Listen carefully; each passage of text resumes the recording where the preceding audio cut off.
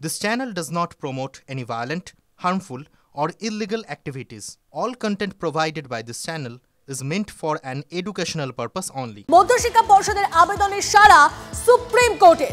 অযোগ্য চিহ্নিত নয় এমন শিক্ষকদের কাজ চালানোর নির্দেশ দেশের প্রধান বিচারপতির বেঞ্চের।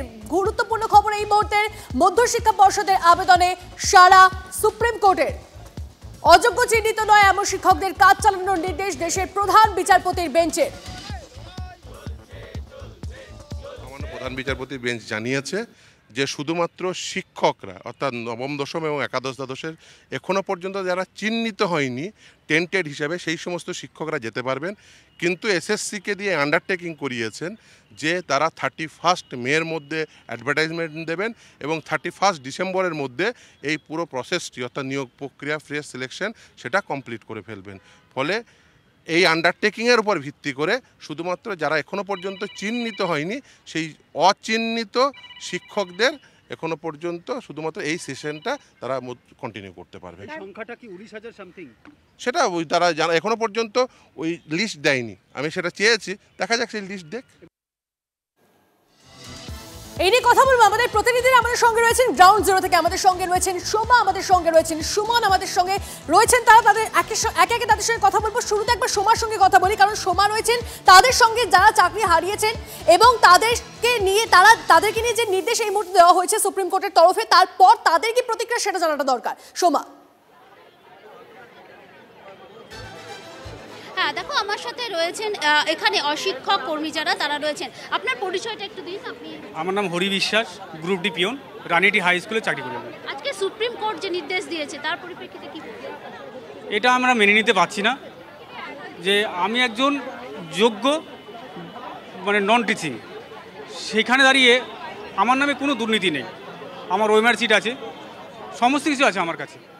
সেই হিসাবে আমি আজকে জাস্টিস কাছে যেটা আশা ছিল আমাদের, সেটাও আমাদের একদম বিফলে করে দিল একদম। আমি চাই যে যাতে আমাদের এই আইনটাকে আবার ঠিকঠাক করে আমাদের জন্য যোগ্য সম্মানে ফিরিয়ে দেয় স্কুলে। আপনারা কি কোনো আইনি পদক্ষেপ নিতে চলেছেন? সেটা তো নিতেই হবে আমাদের, আমরা জাস্টিস চাবো, দেখছি আশাবাদী আমরা। রাজ্য সরকারকে বলবো যে দিদি আমাদের বাঁচান, তাছাড়া রাস্তা নেই, আমার লোন রয়েছে, আমার 5 লাখ টাকার লোন রয়েছে আমার। এখানে রয়েছেন অনেকেই অশিক্ষক কর্মী যারা রয়েছেন, আমি একটু কথা বলার চেষ্টা করব তাদের সাথে। আপনার পরিচয় একটু দিন। আমার নাম পলাশ মণ্ডল, আমি একজন নন টিচিং কর্মী। সুপ্রিম কোর্টের নির্দেশে খুবই অন্যায় হয়েছে আমাদের সঙ্গে, কারণ একই জায়গায় উনি দুই রকম মনোভাব পোষণ করলেন। কারণ মাস্টারদের সাময়িক স্বস্তি দিলেও আমাদের আদারাই রেখে দিলেন।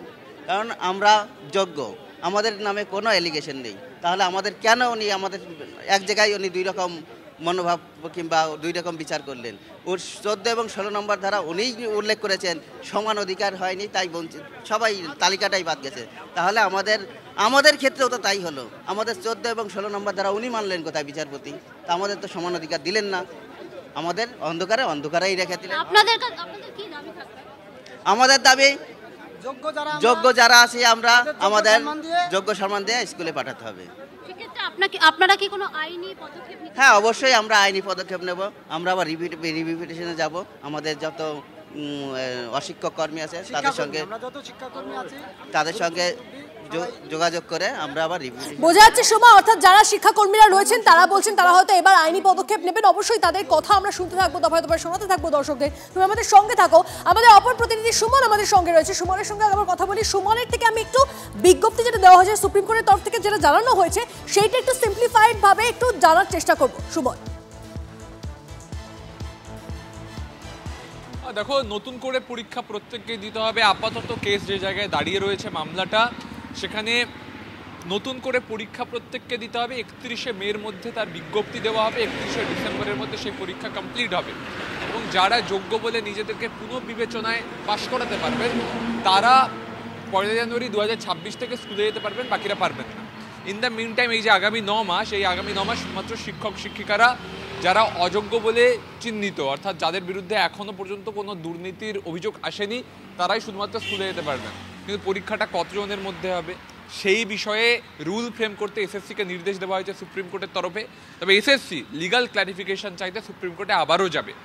পাশাপাশি এসএসসি রিভিউ পিটিশন দায়ের করবে এবং সেখানে তারা অ্যাপিল করবে যাতে সেগ্রিগেশন পৃথকীকরণের দিকে যাওয়া যায়।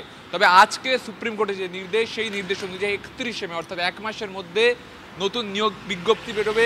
31শে ডিসেম্বরের মধ্যে পরীক্ষা হয়ে রেজাল্ট বেরিয়ে যাবে এবং এই যে শিক্ষকরা যারা রাস্তায় বসে আছেন, এই যে শিক্ষাকর্মীরা যারা হাউতাশ করছেন তার কারণ লোন চলছে, কারোর সমস্যা রয়েছে, তারা প্রত্যেকে তাদেরকে পুনরায় পরীক্ষা দিতে হবে এবং পরীক্ষা দিয়ে যোগ্যতামান প্রমাণ দিয়ে তাদেরকে স্কুলে ফিরতে হবে 2026 থেকে। এটাই আপাতত নির্দেশ। এবার দেখার এসএসসি রিভিউ পিটিশনে এই মামলা অন্যদিকে মোড় নেয় কি নেয় না। বেশ, নজর রাখো সুমন, অনেক ধন্যবাদ তোমায়। আর এই নিয়ে বিকাশ ভট্টাচার্য তিনি কি বলছেন শোনাব আপনাদের। সকলের চাকরি চলে গেল। 2016 যা সুপ্রিম কোর্ট রায় দিয়েছিল, রায় বহাল রইল, কোনো রকম হেরফের হলো না। বরং বোর্ডের পক্ষ থেকে, রাজ্য সরকারের পক্ষ থেকে তারা দাবি করেছেন আমরা নিয়োগ প্রক্রিয়া শুরু করছি। সুপ্রিম কোর্ট সময়সীমা বেঁধে দিয়েছেন, 31শে মের মধ্যে বিজ্ঞাপন এবং ডিসেম্বরের মধ্যে সম্পূর্ণ নিয়োগ প্রক্রিয়া শেষ করতে হবে।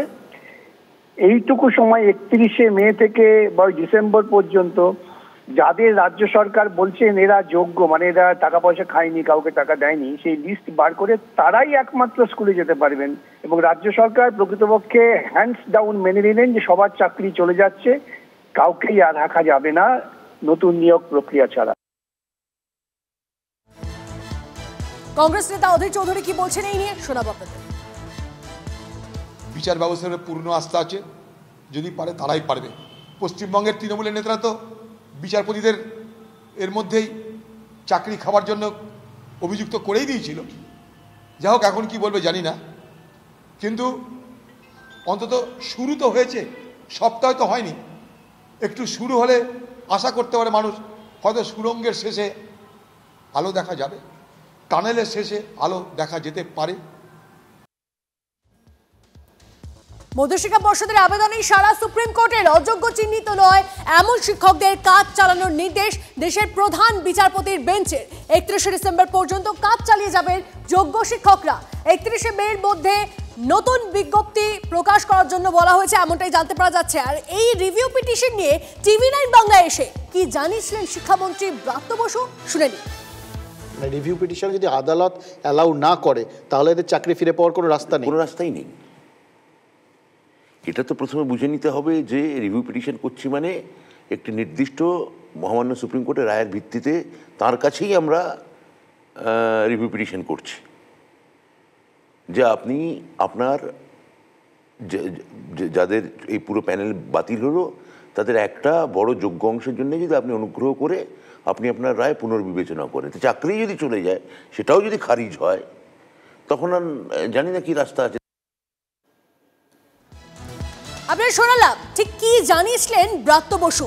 এই রিভিউ পিটিশন নিয়ে 31শে মের মধ্যে আপনাদেরকে জানিয়ে রাখি বিজ্ঞপ্তি দিতে হবে, এমনটাই জানানো হয়েছে। আর রিভিউ পিটিশন নিয়ে TV9 বাংলাদেশে কি জানিয়েছিলেন শিক্ষামন্ত্রী ব্রাত্য বসু সেটা আপনাদেরকে শোনাচ্ছিলাম। এবং যেদিকে আজকে গোটা বিষয়টার নজর রয়েছে, এবং আপনাদেরকে জানিয়ে রাখি সুপ্রিম কোর্টের যেরকমটা জানানো হয়েছে, মধ্যশিক্ষা পর্ষদের আবেদনের সারা সুপ্রিম কোর্টের অযোগ্য চিহ্নিত নয় এমন শিক্ষকদের কাজ চালানোর নির্দেশ দেশের প্রধান বিচারপতির বেঞ্চে। কথা বলবো, আমাদের প্রতিনিধি জ্যোতির্ময় আমাদের সঙ্গে রয়েছেন সরাসরি। জ্যোতির্ময়,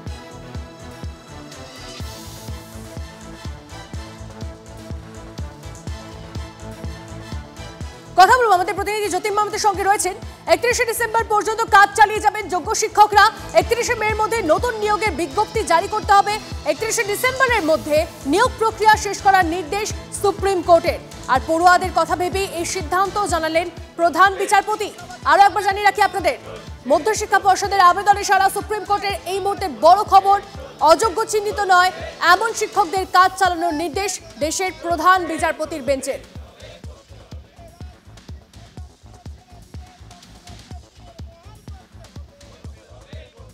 এটা আমাদের কাছে একটা স্বস্তির খবর, বড় স্বস্তির খবর। 31শে ডিসেম্বর 2025 পর্যন্ত কাজ চালিয়ে যাবেন, কারণ আমরা খুব সমস্যায় পড়েছিলাম, যেখানে রাজ্যের এতজন শিক্ষক শিক্ষিকা শিক্ষাকর্মী চলে যাওয়াতে তারা তাদের আরেকটা সুযোগ দেওয়া হচ্ছে। এই রায়কে মান্যতা দিয়ে সরকারের উচিত, শিক্ষা দপ্তরের উচিত অবিলম্বে যা যা করণীয় আছে সবটা করা, এবং যোগ্যরা ফিরছে, এর চেয়ে বড় স্বস্তির খবর আর হতে পারে না।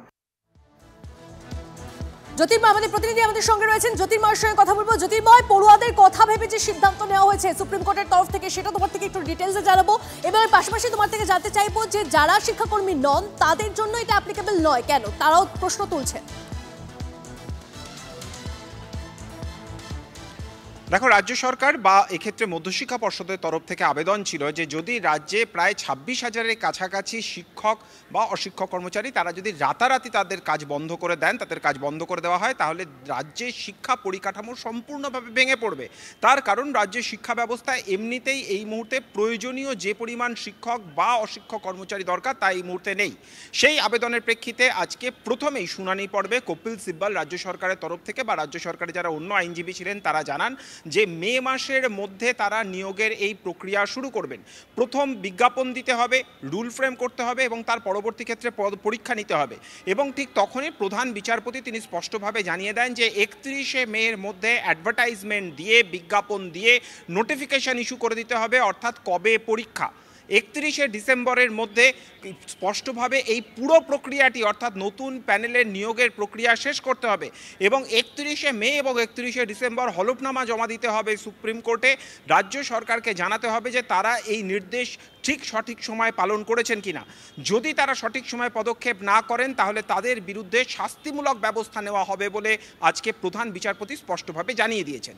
রাজ্য সরকার বা এক্ষেত্রে মধ্যশিক্ষা পর্ষদের আবেদনের প্রেক্ষিতে আজকে সুপ্রিম কোর্ট জানায় যে যারা শিক্ষক অর্থাৎ যারা এখনও অযোগ্য বা দুর্নীতিগ্রস্ত শিক্ষক হিসেবে চিহ্নিত হয়ে যাননি তারা প্রত্যেকেই 9, 10 এবং 11, 12-এ শিক্ষক হিসেবে কাজ চালাতে পারেন 31শে ডিসেম্বর পর্যন্ত, অর্থাৎ যতদিন পর্যন্ত না নতুন নিয়োগ প্রক্রিয়া হচ্ছে।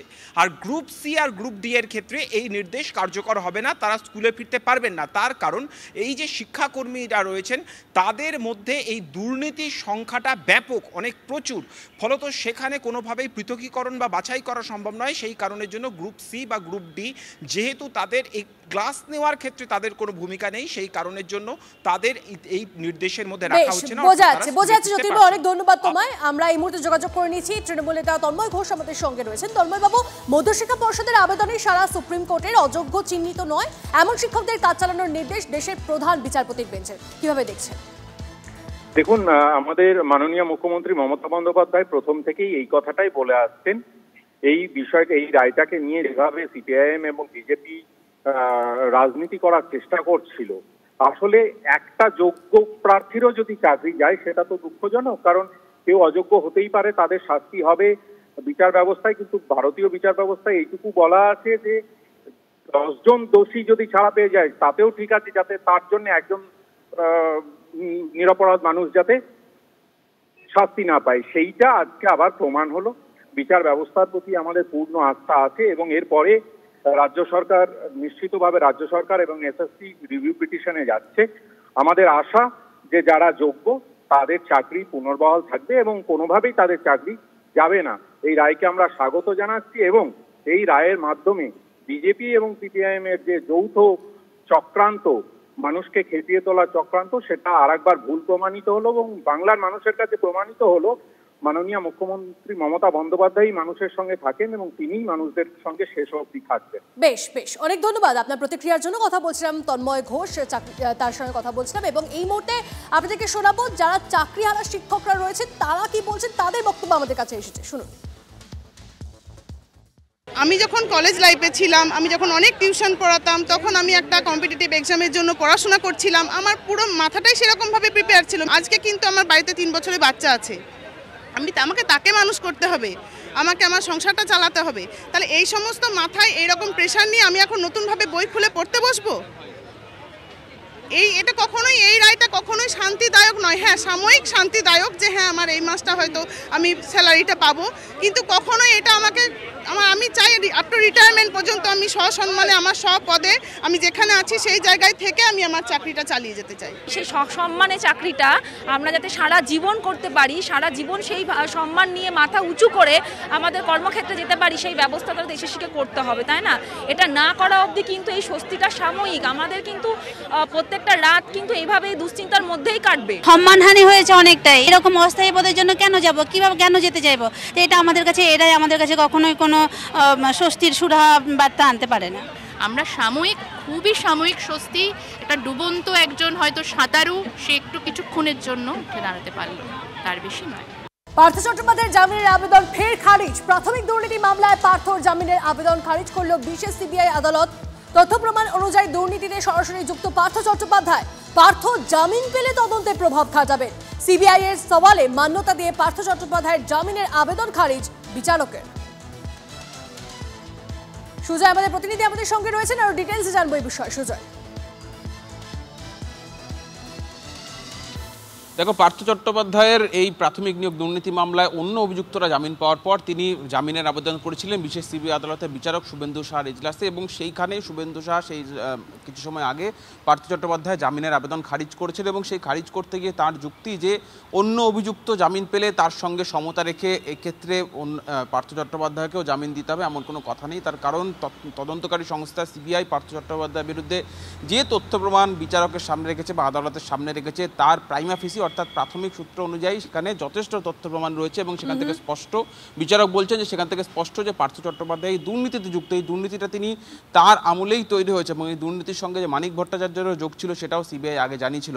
তাই এই পরিস্থিতিতে পার্থ চট্টোপাধ্যায় জামিন পেলে তদন্ত বাধাপ্রাপ্ত হবে, এবং তিনি তদন্তে প্রভাব খাটাবেন, সাক্ষীদের প্রভাব খাটাবেন, সাক্ষ্য যারা রয়েছে যাদেরকে ইতিমধ্যেই তো সিবিআই যে পর্যায়ে তদন্ত চালাচ্ছে সেক্ষেত্রে তারা অত্যন্ত একটা অ্যাডভান্স স্টেজে রয়েছে এই তদন্তের ক্ষেত্রে। সেই পরিস্থিতিতে তার জামিন হয়ে গেলে পার্থ চট্টোপাধ্যায়ের মতো অভিযুক্ত জামিন হয়ে যাওয়ায় তদন্তকে বাধাপ্রাপ্ত হবে। ধন্যবাদ।